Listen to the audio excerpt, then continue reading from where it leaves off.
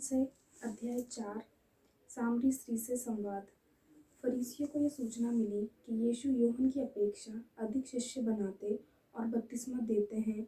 यद्यपि यीशु स्वयं नहीं बल्कि उनके शिष्य बपतिस्मा देते थे। जब यीशु को इसका पता चला तब वह यहूदा प्रदेश छोड़कर फिर गलील प्रदेश को चले गए। उन्हें सामरी प्रदेश होकर जाना था, अतः वह सामरी प्रदेश के सुकार नामक नगर पहुँचे। ये नगर उस भूमि के निकट है जिसे याकूब ने अपने पुत्र यूसुफ को दिया था।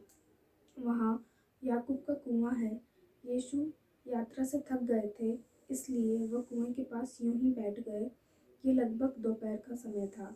एक सामरी स्त्री पानी भरने आई। यीशु ने उससे कहा, मुझे पानी पिलाओ, क्योंकि उनके शिष्य नगर में भोजन खरीदने गए थे। यहूदी लोग सामरियों से कोई संबंध नहीं रखते, इसलिए सामरी स्त्री ने यीशु से कहा, यह क्या कि आप यहूदी होकर भी मुझ सामरी स्त्री से पीने के लिए पानी मांग रहे हैं। यीशु ने उत्तर दिया, यदि तुम परमेश्वर का वरदान पहचानती और ये जानती कि वह कौन है जो तुमसे कह रहा है, मुझे पानी पिलाओ, तो तुम उससे मांगती और वह तुम्हें संजीवन जल देता। स्त्री ने उनसे कहा, महोदय, पानी खींचने के लिए आपके पास कुछ भी नहीं है और कुआं गहरा है, तो आपको ये संजीवन जल कहाँ से मिलेगा? क्या आप हमारे पिता याकूब से भी महान हैं? उन्होंने हमें ये कुआं दिया। वह स्वयं, उनके पुत्र और उनके पशु भी इस कुएं से पानी पीते थे। यीशु ने कहा, जो यह पानी पीता है उसे फिर प्यास लगेगी, किंतु जो मेरा दिया हुआ जल पीता है उसे फिर कभी प्यास नहीं लगेगी। जो जल मैं उसे प्रदान करूँगा वह उसमें जल स्रोत बन जाएगा, जो शाश्वत जीवन तक उमड़ता रहेगा। इस पर स्त्री ने कहा, महोदय, मुझे वह जल दीजिए जिससे मुझे फिर प्यास ना लगे और मुझे यहाँ पानी भरने के लिए नहीं आना पड़े। यीशु ने उससे कहा, जाओ, अपने पति को यहाँ बुला लाओ। स्त्री ने उत्तर दिया, मेरा कोई पति नहीं है। यीशु ने उससे कहा, तुमने ठीक ही कहा कि मेरा कोई पति नहीं है। तुम्हारे 5 पति रह चुके हैं और जिसके साथ तुम अभी रहती हो वह तुम्हारा पति नहीं है। कि तुमने ठीक ही कहा। स्त्री ने उनसे कहा, महोदय, मैं समझ गई आप कोई नबी हैं। हमारे पूर्वज इस पहाड़ पर आराधना करते थे और आप यहूदी लोग कहते हैं कि यरूशलेम ही वह स्थान है जहाँ आराधना करना चाहिए। यीशु ने उससे कहा, महिला, मेरा विश्वास करो, वह समय आ रहा है जब तुम लोग न तो इस पहाड़ पर पिता की आराधना करोगे और न यरूशलेम में। तुम जिसकी आराधना करते हो उसे नहीं जानते, हम जिसकी आराधना करते हैं उसे जानते हैं, क्योंकि उद्धार यहूदियों में से है। परंतु वह समय आ रहा है, वरन आ ही गया है, जब सच्चे आराधक आत्मा और सत्य में पिता की आराधना करेंगे। पिता ऐसे ही आराधकों को चाहता है। परमेश्वर आत्मा है और ये आवश्यक है कि उसके आराधक आत्मा और सत्य में उसकी आराधना करें। स्त्री ने कहा, मैं जानती हूँ कि मसीह, जो परमेश्वर के अभिषिक्त जन कहलाते हैं, आने वाले हैं। जब वह आएंगे तब हमें सब कुछ बता देंगे। यीशु ने उससे कहा, मैं जो तुमसे बोल रहा हूँ वही हूँ। उसी समय शिष्य आ गए और यीशु को इस स्त्री के साथ बातें करते देखकर आश्चर्य में पड़ गए। फिर भी किसी ने ये नहीं कहा, आपको क्या चाहिए, अथवा आप इस स्त्री से क्यों बात कर रहे हैं। उस स्त्री ने अपना घड़ा वहीं छोड़ दिया और नगर जाकर लोगों से कहा, चलिए, एक मनुष्य को देखिए जिसने मुझे वह सब जो मैंने किया बता दिया है। कहीं वह मसीह तो नहीं है। इसलिए वे लोग नगर से निकले और यीशु के पास आने लगे। इस बीच उनके शिष्यों ने उनसे यह अनुरोध किया, गुरुजी, भोजन कर लीजिए।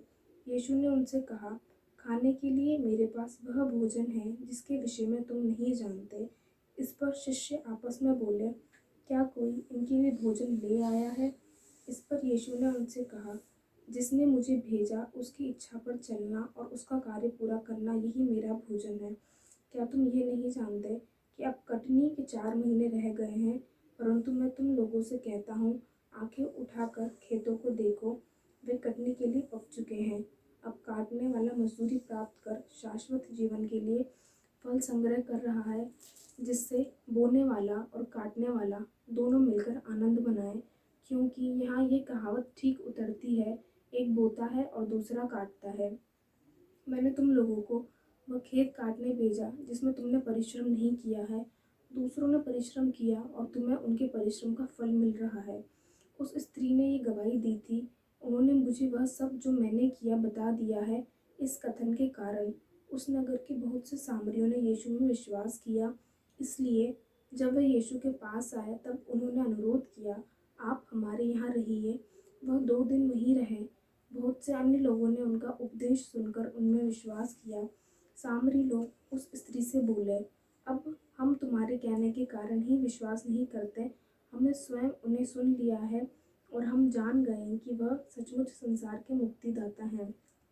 जब 2 दिन बीत गए तब यीशु वहाँ से गलील प्रदेश को गए। यीशु ने स्वयं साक्षी दी थी कि अपने देश में नबी का आदर नहीं होता। जब वह गलील प्रदेश पहुँचे तब लोगों ने उनका स्वागत किया, क्योंकि यीशु ने पर्व के दिनों में यरूशलेम में जो कुछ किया था वह सब गलील प्रदेश के उन निवासियों ने देखा था।